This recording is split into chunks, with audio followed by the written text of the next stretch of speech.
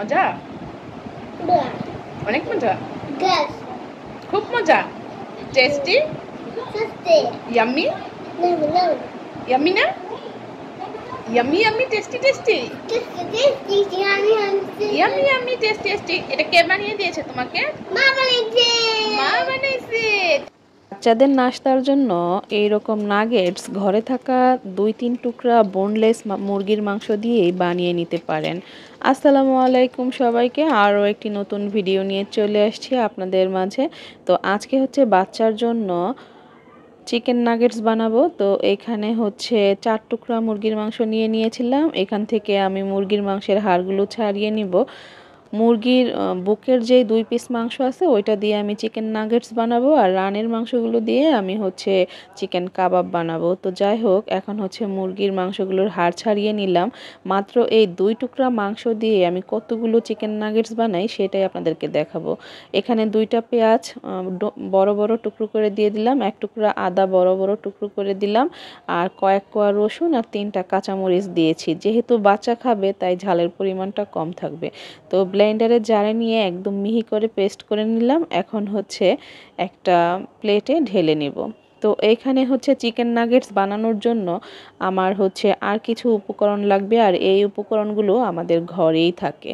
Market থেকে যদি chicken nuggets কিনে খেতে যান, আপনার 10-15 পিস নাগেটসের দামই চলে আসবে 200 থেকে 250 টাকা। সেখানে আপনি মাত্র 2 টুকরা মাংস দিয়ে কতগুলো নাগেটস বানাতে পারেন সেটাই আপনাদেরকে দেখাবো। তো এখানে আমি লবণ দিয়ে দিলাম, আর আমি গরম মশলার গুঁড়ো দিয়ে দিলাম, কারণ হচ্ছে বাচ্চা খাবে, আর যদি বড়দের জন্য বানান সেই ক্ষেত্রে গোলমরিচের গুঁড়াটা দিবেন। এখানে আমি কিছু কর্নফ্লাওয়ার দিয়ে দিলাম আর কিছু বিস্কিটের গুঁড়া দিয়ে দিলাম। এখানে আমি আমার মাপ অনুযায়ী নিয়েছি, আপনারা হচ্ছে উপকরণটা কম বেশি করে নিতে পারেন। তো এখন সবগুলো উপকরণ একসাথে সুন্দর করে মেখে নিব। বড়দের জন্য বানালে এখানে চিলি ফ্লেক্সটা দেওয়ার চেষ্টা করবেন, যেহেতু বাচ্চা খাবে তাই আমি দেইনি। আর গোলমরিচ কিন্তু বাচ্চাদের খাবারে দেওয়া হয়, কিন্তু আমার বাচ্চা গোলমরিচের ঝালটা খেতে পারে না, তাই গোলমরিচটা আমি স্কিপ করে গিয়েছি। এখানে হচ্ছে আমি অফ ক্যামেরাতে একটু সাদা তেল নিয়েছি, মানে সয়াবিন তেল। তো আপনারাও সয়াবিন তেলটা দিবেন, আর হচ্ছে সয়া সসটা দিবেন, যেটা আমি সয়া সসটা দেইনি, বাচ্চার জন্যই দেইনি, কারণ সয়া সসটা একটু বেশি লবণাক্ত হয়, যেই কারণে দেইনি। তো এই তো দেখেন একটা খামির হয়ে গিয়েছে। এখন আমি একটা স্টিলের প্লেট নিয়ে নিব, এবং প্লেটের উপরে আমি একটু সয়াবিন তেল দিয়ে প্লেটটা চতুর্দিক থেকে তেল দিয়ে মুছে নিব, যাতে এই চিকেন নাগেটসগুলো বানাতে সুবিধা হয়। তো এখন প্লেটটা উপরে আমি হচ্ছে চিকেনের এই ডোটা দিয়ে দিব। এখন হচ্ছে এটাকে চারকোনা একটা শেপ দিয়ে নিব। তো হাত দিয়ে চেপে চেপে আমি দিচ্ছি, আপনারা চাইলে স্প্যাচুলা ব্যবহার করতে পারেন। আমি 2টা হাতই খুব ভালো করে হ্যান্ড ওয়াশ করে নিয়েছি। তো এখন আমি হাত দিয়ে চেপে চেপে চারকোনা করে এটাকে 30 মিনিটের জন্য নর্মাল ফ্রিজে রাখবো, যাতে সেট হয়ে যায়। তো আপনারা ওইভাবে রাখবেন, সেট না হলে কিন্তু মানে চারকোনা শেপটা দেওয়া যাবে না। তো এখন হচ্ছে খুব সুন্দর করে হাত দিয়ে চেপে চেপে নিচ্ছি। বিশ্বাস করেন, মাত্র 2 টুকরা মাংসে আমার কতগুলো নাগেটস হয় সেটা আপনারা দেখেই অবাক হয়ে যাবেন। বাচ্চাদের টিফিন বলেন, বিকালের নাস্তা বলেন, নাগেটস কিন্তু বাচ্চারা খুব পছন্দ করে। আর খাবার তালিকাতে চিকেনটা তো রাখতেই হয় বাচ্চাদের জন্য। তো একটু যদি কষ্ট করে মায়েরা, তাহলে কিন্তু বাচ্চাগুলো নাস্তা খেয়ে খুব আরাম পায়। তো আমি ফিরে আসলাম 30 মিনিট পরে, ফ্রিজে রেখে দিয়েছিলাম। এখন এগুলাকে আমি কেটে টুকরা করে নিব। তো একটা ছুরির সাহায্যে আমি হচ্ছে চারকোনা করে নিব। আর নাগেটস তো সবসময় চারকোনা হয়, সেটা আপনারা সকলেই জানেন। তো এখন হচ্ছে আমি প্রথমে পাশে কেটে নিচ্ছি, তারপরে লম্বা করে কাটলেই হচ্ছে চারকোনা হয়ে যাবে। তো দেখতেই পাচ্ছেন ভিডিওতে কিভাবে আমি করতেছি, আর এগুলো আপনারা সকলেই পারেন। তারপরও আমি আমার প্রতিদিনকার ভিডিওগুলো আপনাদের সাথে শেয়ার করি, তাই দেখানো আর কি। তো দেখাই এই কারণে, যদি কারো উপকার হয়। অনেকেই আছেন যে একেবারে রান্না পারেন না, তো যেই কারণে আর কি দেখানো। তো আমার বাচ্চা চলে আসছিল, তাই একটু এলোমেলো হয়ে গেল ভয়েসটা। তো যাই হোক, এই যে এইভাবে চারকোনা চারকোনা করে কেটে আমি হাত দিয়ে চেপে চেপে নিয়েছি। তো এখন হচ্ছে এখানে একটা ডিম নিয়ে নিয়েছি, সাথে লবণ দিয়ে দিলাম। এই যে ডিমটা গুলে নিচ্ছি, এর ভিতরে আপনারা চাইলে একটু গোলমরিচ গুঁড়া দিতে পারেন, মানে বড়দের জন্য বানালে অবশ্যই দিবেন গোলমরিচ গুঁড়াটা। তো ওই যে আমি বাবুর জন্য বানাচ্ছি দেখে গোলমরিচ গুঁড়াটা দিব না। আর এখানে আমি ব্রেড ক্রাম্ব নিয়ে নিয়েছি। ব্রেড ক্রামের বানানোর ভিডিও আমার পেজে আছে, সেটার লিঙ্কটা আমি ডেসক্রিপশন বক্সে দিয়ে দিব, আপনারা দেখে নেবেন খুব সহজে। পাউরুটি দিয়ে ঘরে কিভাবে ব্রেড ক্রাম্ব বানাবেন সেই ভিডিও আমার চ্যানেলে আছে, তো দেখে নিতে পারেন। তো আমি একটা চামচের সাহায্যে নাগেটসগুলোকে ডিমে চুবিয়ে হচ্ছে ব্রেড ক্রামে গড়িয়ে নিচ্ছি। আর ব্রেড ক্রামের কালারটা কিন্তু খুবই সুন্দর, তো অরেঞ্জ কালারের, হোয়াইটও হয়। তো যাই হোক, ভিডিও আছে, আপনারা দেখে নিতে পারেন চাইলে, অথবা ব্রেড ক্রাম্ব বাজারেও কিনতে পাওয়া যায়, খুব বেশি একটা দাম না। তো যাই হোক, হোমমেড সব জিনিসই ভালো আর কি। তো এই যে দেখেন, আমার কিন্তু একটা বানানো হয়ে গিয়েছে। এইভাবে আমি সবগুলো একে একে বানিয়ে নিচ্ছি, আর নিজেই অবাক হয়ে যাচ্ছি যে মাত্র 2 টুকরা মাংসতে এতগুলা নাগেটস হয়েছে, যেখানে হচ্ছে এক প্যাকেট নাগেটসের দাম হচ্ছে 250 থেকে 220 টাকা বা 250 টাকা, এক একটা ব্র্যান্ডের এক এক রকম দাম। সেখানে থাকে মাত্র 10 থেকে 12 পিস, সর্বোচ্চ 15-16 পিস। তো যাই হোক, এখন হচ্ছে এই যে আমি সবগুলো একসাথে ডুবিয়ে নিচ্ছি।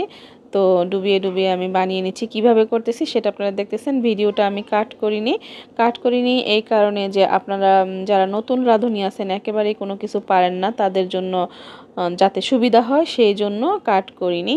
না হয় 1-2টা বানিয়ে দেখানো যেত। তো যাই হোক, আমিও যেহেতু নতুন নতুন ভিডিও দেই, তাই আর কি ভিডিওটা একটু বড়ই রাখি। তো একে একে সবগুলো কোট করে নিচ্ছি, আর দেখতেই পেয়েছেন আমার কতগুলো হয়েছে। এইভাবে যদি বাচ্চাদেরকে বানিয়ে দেন, ওরা কিন্তু খেয়ে খুব মজা পাবে। ভিডিওর শুরুতে দেখেছেন আমার বাচ্চাটা মাশাল্লাহ কত খুশি হয়েছে নাগেটস পেয়ে। ওর আবার চিকেন আইটেমগুলো খুবই ওর পছন্দ, তাই ওর পছন্দটাকে আমি সবার আগে বানানোর চেষ্টা করি, ও যা যা পছন্দ করে। তো সবগুলো আমার প্রায় কোট করা হয়ে যাচ্ছে। তো এই যে দেখেন, সবগুলো আমি কোট করে নিয়েছি। এখন এটাকে আমি 10 মিনিটের জন্য ফ্রিজে রাখবো, যাতে ব্রেড ক্রামগুলো একটু সেট হয়ে যায়। তো ফিরে আসবো হচ্ছে 10 মিনিট পরে। তারপর হচ্ছে এগুলাকে গরম গরম তেলে ভেজে নিব। আর হচ্ছে এখান থেকে হচ্ছে আমি কয়েকটা পিস ভাজবো, বাকিগুলো আমি ফ্রোজেন করে রেখে দিব। সেই সিস্টেমটাও আমি আপনাদেরকে বলে দিচ্ছি। তো হচ্ছে এই যে প্লেটটা ধরে ডিপ ফ্রিজে রেখে দিবেন। তো যখন শক্ত হয়ে যাবে তখন জিপলক ব্যাগে ভরে রেখে দিবেন, তাহলেই হচ্ছে আপনারা যখন মন চায় তখন ভেজে খাওয়াতে পারবেন। মিনিমাম 1 মাস তো ভালোই থাকে ডিপ ফ্রিজে। তো আমি হচ্ছে এই যে চুলাতে চলে আসছি।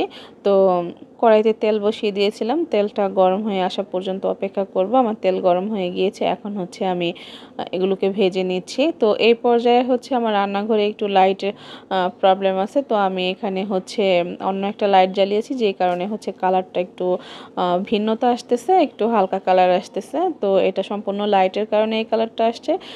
অরিজিনাল কালারটা তো আমি আপনাদেরকে ভিডিওতে দেখিয়েছি।